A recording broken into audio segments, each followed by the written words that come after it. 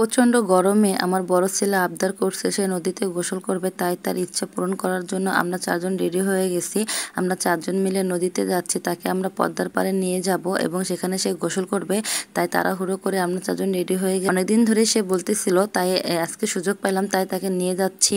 কিন্তু কথা হলো কি, এইখানে যাওয়ার রাস্তাটা এত বেশি খারাপ, আমাকে একটুখানি উঠায় ওরা নামাই দিছে। এখন বলে তুমি হাইটে হাইটে আসো, এটা কোনো কথা? এই ধুধু মরুভূমির মধ্যে আমার একা ফালায় রাখি ওরা দুই বাপ বেটা চলে গেছে। যা কি আর করার, এখানে আমি হাঁটতে হাঁটতে চলে গেছি।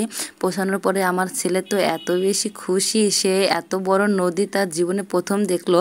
এর আগে সে এত বড় নদীও কখনো দেখে নাই, আর নামার কথা তো প্রশ্নই ওঠে না।